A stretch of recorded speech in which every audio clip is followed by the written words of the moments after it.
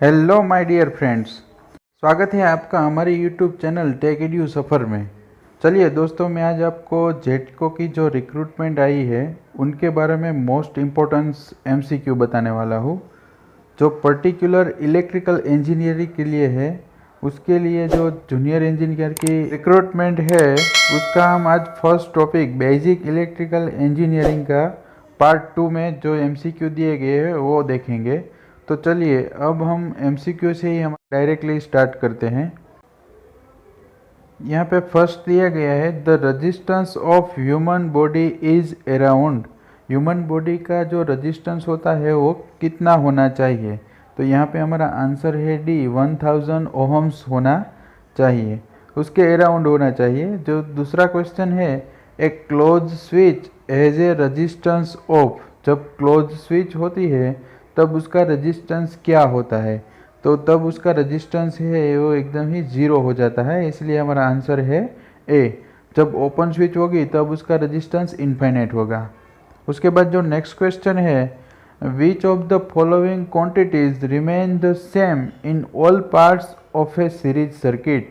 जब हम series connection करते हैं, रेजिस्टेंस हो या तभी जब सीरीज कनेक्शन होता है तो क्या होता है, कौन सा पार्ट कांस्टेंट होता है। तो हमारा करंट होगा वो कांस्टेंट होगा और वोल्टेज होगा वो डिवाइड होगा सीरीज में। उसके बाद जो नेक्स्ट क्वेश्चन है heat in a conductor is produced on the passage of electrical current due to. जो हीट होगी कंडक्टर में वो किसके हिसाब से हीट जनरेट होगी। तो ये जब इलेक्ट्रिक करंट फ्लो होता है तब हीट जनरेट होने का मेन रीज़न क्या है, तो यहाँ पे रेजिस्टेंस, क्योंकि रेजिस्टेंस है वो oppose the flow of electric current. जो इलेक्ट्रिक करंट पास होता है उसका ओपोज करता है, इसलिए उसके आजू बाजू हीट जनरेट होगी। उसके बाद जो नेक्स्ट क्वेश्चन है bulb in street lighting are all connected in. जो स्ट्रब बल्ब हो गए वो सब हमारे पैरेलल में कनेक्शन किए गए होंगे। उसके बाद जो नेक्स्ट क्वेश्चन है sparking occurs when a load is switch off because the circuit has high. जो स्पार्किंग जनरेट होती है स्विच में, जब हम स्विच ऑफ करते हैं तो हमारा इंडक्टेंस है वो हाई होगा। हमारा आंसर है यहाँ पे बी। उसके बाद जो नेक्स्ट क्वेश्चन है what are the basic components of a simple electrical circuit. Simple electrical circuit के लिए बेसिक कंपोनेंट क्या होने चाहिए, तो एनर्जी सोर्स होना चाहिए, वो करंट सोर्स हो या वोल्टेज सोर्स हो, कनेक्टिंग वायर होना चाहिए, स्विच होना चाहिए। तो यहाँ पे हमारा आंसर होगा डी, ऑल ऑफ द एबो। उसके बाद जो नेक्स्ट क्वेश्चन है electrical current is defined as a flow of. Electrical current की डेफिनेशन, तो यहाँ पे हमारा आंसर है C, electric charge in unit of coulombs per second. उसके बाद जो नेक्स्ट क्वेश्चन है the instrument use for measuring an electrical current. जब हम इलेक्ट्रिकल करंट को मेजर करते हैं तो कौन सा इंस्ट्रूमेंट हम यूज़ करते हैं, तो यहाँ पे हम ए मीटर को यूज करते हैं और वो भी सीरीज में कनेक्शन रखा होता है। उसके बाद जो नेक्स्ट क्वेश्चन है the minimum requirement for causing flow of current are. जो मिनिमम रिक्वायरमेंट करंट को फ्लो होने के लिए क्या होनी चाहिए, तो यहाँ पे हमारा आंसर है B, a voltage source and a conductor दोनों होना चाहिए, तभी हमारा करंट होगा वो फ्लो होगा।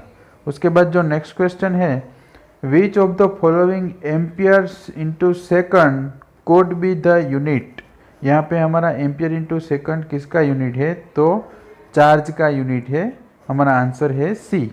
उसके बाद जो नेक्स्ट क्वेश्चन है the rating of the fuse wire is always expressed in.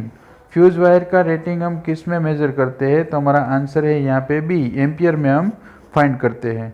उसके बाद जो नेक्स्ट क्वेश्चन है the SI unit of power is. Power का एसआई यूनिट क्या है, तो यहाँ पे हमारा आंसर है सी, वोट हमारा यूनिट है। उसके बाद जो नेक्स्ट क्वेश्चन है which of the following does not have negative temperature coefficient.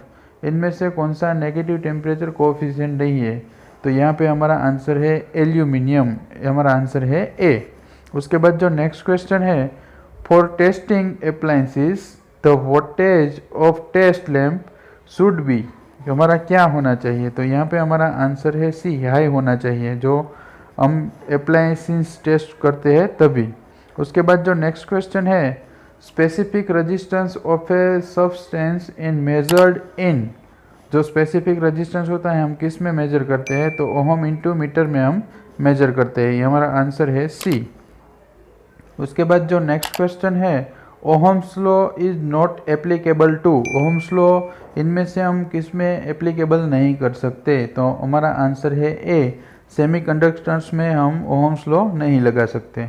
उसके बाद जो नेक्स्ट क्वेश्चन है, 1 माइक्रोवोल्ट इज, इनमें से 1 माइक्रोवोल्ट इज इक्वल टू कितना होता है, तो यहाँ पे हमारा आंसर है डी, 1 मल्टीप्लाई बाई 10⁻⁶ वोल्ट। उसके बाद जो नेक्स्ट क्वेश्चन है, energy storeyed in A inductor is, जब हम इंडक्टर में एनर्जी स्टोर करते हैं तो उसका इक्वेशन क्या है, तो यहाँ पे हमारा आंसर है B, W is equal to 1/2 Li², L means inductors and I means current.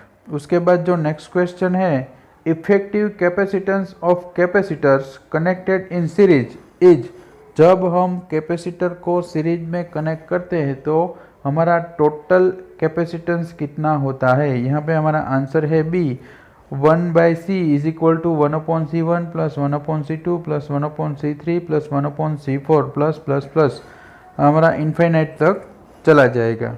उसके बाद जो नेक्स्ट क्वेश्चन है, the tube of fluorescent lamp is filled with, हम फ्लोरोसेंट ट्यूब में क्या फिल करते हैं, तो हमारा आंसर है यहाँ पे बी, मर्क्यूरी एंड आर्गन को हम फिलअप करते हैं। उसके बाद जो नेक्स्ट क्वेश्चन है, ammeter shunt is blanks resistance, तो एमीटर का जो शंट रेजिस्टेंस होता है वो एकदम लो होता है, ये हमारा आंसर है यहाँ पे सी।